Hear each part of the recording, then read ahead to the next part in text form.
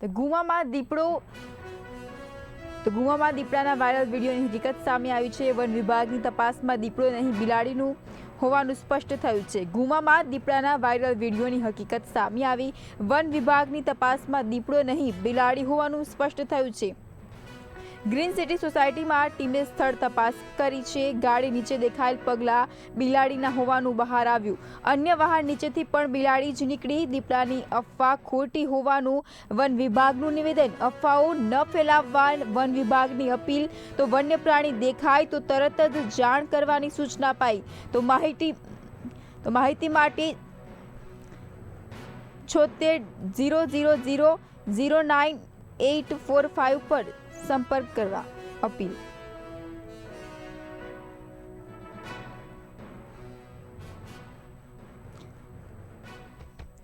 તો આજ મુદ્દે વધુ માહિતી માટે ફોન લાઈન પર અમારા એસોસિએટ એડિટર ઉમંગ સોની જોડાઈ ચૂક્યા છે। ઉમંગ, જણાવશો વધુ માહિતી?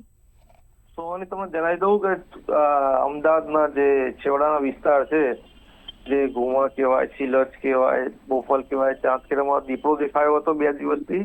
સીસીટીવી કેમેરામાં પકડાયો પણ હતો અને વન વિભાગે તેની કાર્યવાહી પણ કરી હતી, પરંતુ તે હાથમાં આવ્યો નથી, કારણ કે લગભગ 30 થી 35 કિલોમીટર વિસ્તારમાં દીપડો ઘૂમી રહ્યો છે।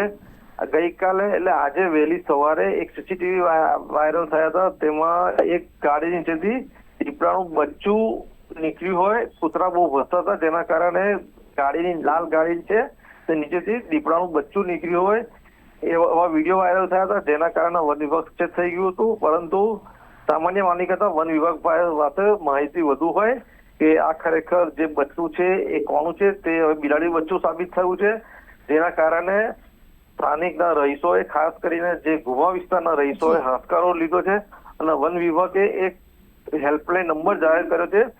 એ દર્શક મિત્રો ખાસ આ નંબર નોંધ કરી લો કે આવું કોઈ બી શંકાસ્પદ પ્રાણી દેખાય તો એને વિડીયો ઉતારી અને વન વિભાગને જાણ કરવી। 7600009845। હું ફરીથી બોલું છું, 7600009845। એક આ વન વિભાગે નંબર જાહેર કર્યો છે, તેના પર સરકારને જાણ કરી અફવા ન ફેલાવી, જેથી લોકોને ભયભીતનું વાતાવરણ ન ફેલાય। પરંતુ એક વાત ચોક્કસ છે કે બિલાડીનું બચ્ચું નીકળવાથી ખાસ કરીને ગુમા વિસ્તારમાં લોકોએ હાશકારો અનુભવ્યો છે અને સરકારે બી થોડો રાહતનો શ્વાસ લીધો છે। હવે એ જોવાનું કે જે દીપડો જે 2 દિવસ પહેલા દેખાયો હતો જે આ વિસ્તારોમાં, તે પકડવાની સરકારે જે કવાયત તેજ કરી છે, તેમાં અત્યાર સુધી હાથ નથી લાગ્યો દીપડો ખરેખર શહેરી વિસ્તારમાં છે કે પછી જંગલો તરફ અથવા તો ગ્રામ્ય વિસ્તારોમાં ભાગી ગયો છે। એ સરકાર તરફથી અને ખાસ કરીને વન વિભાગ તરફથી તેની કવાયત તેજ કરવામાં આવી છે। સોહાની જી, તો જો આ રીતે વારંવાર દીપડાની અફવાઓ શહેરમાં ફેલાતી રહેશે તો સ્થાનિક લોકોનું શું થશે? તે કેટલા ભયભીત થઈ જશે? ઉમંગ, સોહાની, સ્વાભાવિક છે કે સરકાર ભલે જંગલોનો વિકાસ થવાની વાત કરે, જંગલો વધ્યા, પરંતુ એ રીતે ગ્લોબલ વોર્મિંગની વરસાદની પેટર્ન છે એની પરથી ખાસ લાગે છે કે ખાલી સરકારની કાગળ ઉપર જ જંગલો વધ્યા હશે, ખરેખર જંગલો ઘટ્યા છે। સ્વાભાવિક છે કે જે હિંસક પ્રાણીઓ છે જંગલોમાં રહે છે એ ખોરાકની શોધમાં શહેરી તરફ આવ્યા છે અને દીપડો દેખાયો પણ છે। વન વિભાગે 2 દિવસ પહેલા કબૂલ બી કર્યું હતું કે હા ભાઈ આ દીપડો જ છે। સ્વાભાવિક છે કે કોઈ બી હિંસક પ્રાણી દેખાય એટલે મનુષ્ય જાત હોય, માનવ વસવાટમાં ખાસ કરીને આવે એટલે ભયભીતનું વાતાવરણ ફેલાય। અને ખાસ કરીને શહેરી વિસ્તારોમાં, જે ગ્રામ્ય વિસ્તારોમાં જે જંગલ અડીને ગ્રામ્ય વિસ્તાર છે જ્યાં દીપડો અવારનવાર હુમલા કરે છે, એ જે ગ્રામ્ય વિસ્તારમાં લોકોને ખબર હોય, પરંતુ શહેરી વિસ્તારમાં બિલકુલ અજાણ હોય। સામાન્ય રીતે દીપડો આવે, તમારી સામું દેખાય તો ભયભીત નહીં, તો બૂમાબૂમ નહીં કરવું। સામાન્ય રીતે દીપડો છે એ મનુષ્ય પર હુમલો કરતો નથી, ખાલી ખોરાકની શોધમાં જ એ આવતો હોય છે, પરંતુ તો ભયભીત થઈને બૂમાબૂમ કરો તો દીપડો તમારા પર હુમલો કરી શકે છે। વન વિભાગે જે ગુમા છે, બોપલ છે, જે વિસ્તારમાં લોકો જે દીપડો દેખાયો છે શહેરા વિસ્તારમાં, એમને જાણકારી આપવી જોઈએ કે દીપડો દેખાય તો બૂમાબૂમ ન કરવી જોઈએ અને એની સામે કેવી રીતે રક્ષણ કરવું જોઈએ।